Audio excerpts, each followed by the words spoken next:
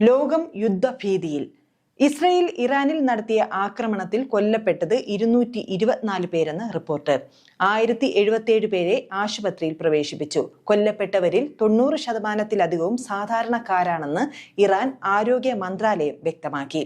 ഇറാന്റെ Islamic revolutionary guard കോപ്സിന്റെ intelligence മേധാവി ബ്രിഗേഡിയർ ജനറൽ മുഹമ്മദ് കസമിയും ഡെപ്യൂട്ടി ജനറൽ ഹസൻ മൊഹാക്കിക്കും ഇസ്രയേലിന്റെ ആക്രമണത്തിൽ കൊല്ലപ്പെട്ടതായി പ്രധാനമന്ത്രി ബെഞ്ചമിൻ നെതന്യാഹു പറഞ്ഞിരുന്നു.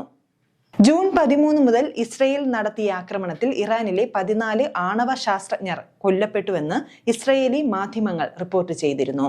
മധ്യ വടക്കൻ ഇസ്രയേലിലെ വിവിധയിടങ്ങളിൽ ഇറാൻ നടത്തിയ ബാലിസ്റ്റിക് മിസൈൽ ആക്രമണത്തിൽ 5 യുക്രൈൻ സ്വദേശികൾ ഉൾപ്പെടെ 10 പേർ കൊല്ലപ്പെട്ടിരുന്നു.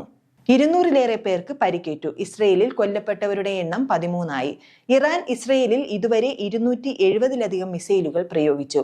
ഷെഹ്റാനിലെ എണ്ണ സംഭരണശാല കത്തി. ഇസ്രയേലിൽ ഗൗതം അദാനിയുടെ ഉടമസ്ഥതയിലുള്ള ഹൈഫ തുറമുഖത്തിന് നേരെയും ഇറാന്റെ മിസൈൽ ആക്രമണം നടന്നുവെന്നും റിപ്പോർട്ടുണ്ട്. ഹൈഫ തുറമുഖത്തെയും സമീപത്തെ എണ്ണ ശുദ്ധീകരണശാലകളെയും ലക്ഷ്യമിട്ടായിരുന്നു ഇറാന്റെ ആക്രമണം.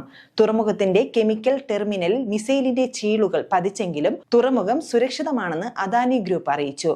നാശനഷ്ടമോ ആളപായമോ ഉണ്ടായിട്ടില്ലെന്നും ചരക്ക് നീക്കങ്ങൾ സുഗമമായി നടക്കുന്നുണ്ടെന്നും തുറമുഖവുമായി ബന്ധപ്പെട്ട വൃത്തങ്ങൾ അറിയിച്ചു.